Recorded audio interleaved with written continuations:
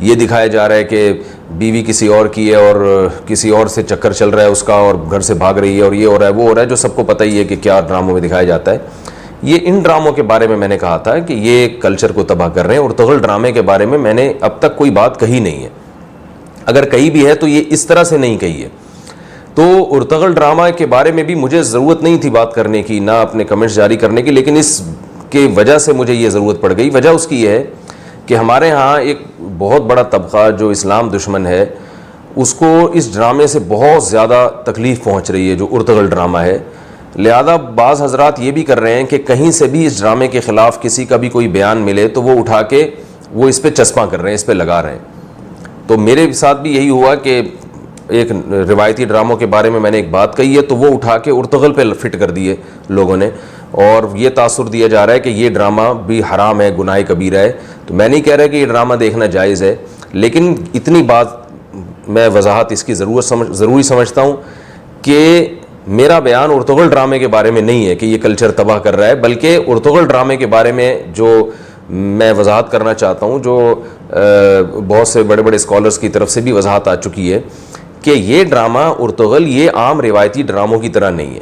اس میں Tayyip Erdogan جو ترکی کے صدر ہیں، ایک ویژنری آدمی ہیں، ان کا بہت بڑا مقصد اسلامی خلافت کا اصل چہرہ دکھانا ہے. کیونکہ جب سے اسلام دشمن دنیا پہ غالب ہوئے ہیں انہوں نے اسلام کا ایک بہت ہی بھیانک چہرہ ڈراموں کے ذریعے، فلموں کے ذریعے دکھایا ہے، اور مسلمان خلفاء اور مسلمان بادشاہوں کا ایک بڑا ہی منفی امیج دنیا کے سامنے ظاہر کیا ہے. اور ظاہر ہے ایک میڈیا کا دور ہے تو اس کے ذریعے وہ کامیاب بھی ہوئے ہیں. آج آپ دیکھ لیں کہ ہمارے بچوں کو اسلامی خلفاء کے بارے میں، اسلامی ہسٹری کے بارے میں کچھ بھی نہیں پتہ ہوتا، اور حالانکہ ہم نے 1000 سال سے زیادہ عرصہ دنیا پہ حکومت کی ہے، لوگوں نے تہذیب ہم سے سیکھی ہے، سائنس ٹیکنالوجی ہم سے سیکھی ہے. تو طیب اردگان کا ایک ویژن تھا، ایک ہدف تھا کہ میں دنیا کو دکھاؤں گا اور ان سے اسی زبان میں بات کروں گا جس زبان میں دنیا آج بات کر رہی ہے. کتابیں لوگ بہت کم پڑھتے ہیں، تو میڈیا کے ذریعے، ڈراموں کے ذریعے اس نے کہا تھا کہ میں اس کلچر کو دکھاؤں گا، اپنی تاریخ کو دکھاؤں گا جو ہماری اصل تاریخ ہے، اور مسلمانوں کو احساس ہو. جو آج ہم اتنے احساس کمتری کا شکار ہیں، ہر طرف پسے جا رہے ہیں اور گھٹے جا رہے ہیں، تو احساس ہو کہ ہم کیا تھے. تو اتنا زیادہ اس ڈرامے کا اثر ہوا ہے کہ اس کا ایک بہت ہلکا پہلو ہے کہ بہت سے غیر مسلم اسے دیکھ کے مسلمان ہوئے. یہ ہلکا پہلو اس لیے کہہ رہا ہوں کہ اس سے بھی بڑے بڑے فائدے اس ڈرامے کے ذریعے حاصل ہوئے. یہ تو ایک چھوٹی سی بات ہے کہ بہت سے غیر مسلم اس ڈرامے کو دیکھ کر مسلمان ہو گئے. لیکن میں نے بعض ماہرین سے سنا ہے کہ جو مذہب کا بھی بہت گہرا مطالعہ رکھتے ہیں اور دنیا کی تہذیبوں سے بھی بہت زیادہ واقف ہیں، اور کس کے یعنی کیا امپیکٹ پڑ رہا ہے ڈراموں اور فلموں کا دنیا پہ، اور کس طرح سے دنیا کو پورا. اب دیکھیں ہمارے معاشرے میں جو بے حیائی بہت تیزی سے پھیلی ہے، یہ کتابوں سے نہیں پھیلی ہے، یہ تو ڈراموں اور فلموں سے پھیلی ہے. تو طیب اردگان کا ایک ویژن یہ تھا کہ جس راستے سے بے حیائی کو پروموٹ کیا جا رہا ہے اسی راستے سے ہم قوم کو سیدھے راستے پہ لا سکتے ہیں. یہ طیب اردگان کا جذبہ ہے جو میں بتا رہا ہوں، قطع نظر اس سے کہ یہ صحیح ہے یا غلط ہے، لیکن اس کی سوچ یہ ہے. تو ایسے لوگ جو جانتے ہیں کہ میڈیا کا دنیا پہ کیا اثر پڑ رہا ہے، وہ یہ کہتے ہیں کہ اس ڈرامے کی جو حیثیت ہے وہ اتنی پاورفل ہے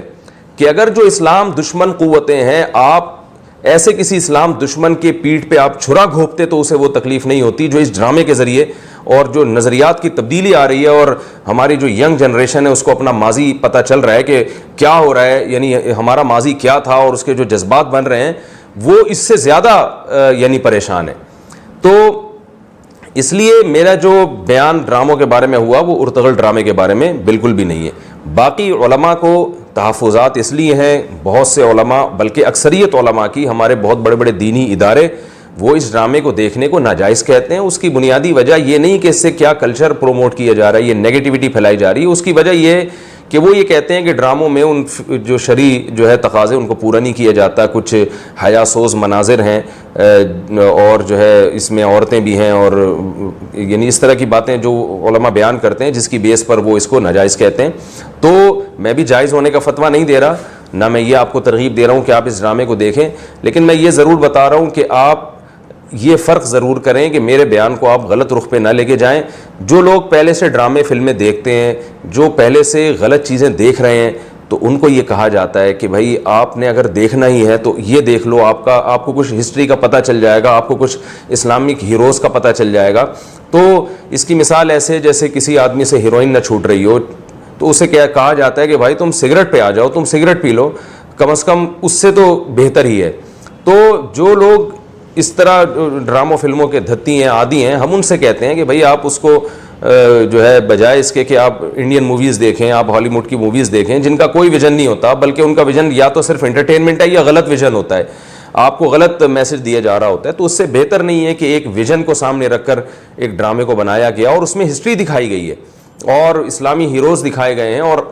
آپ کے اندر ایک جوش پیدا ہوتا ہے, جذبہ پیدا ہوتا ہے, ایک امنگیں پیدا ہوتی ہیں. تو بہتر ہے کہ آپ اس سے گند سے تو بہتر ہے کہ آپ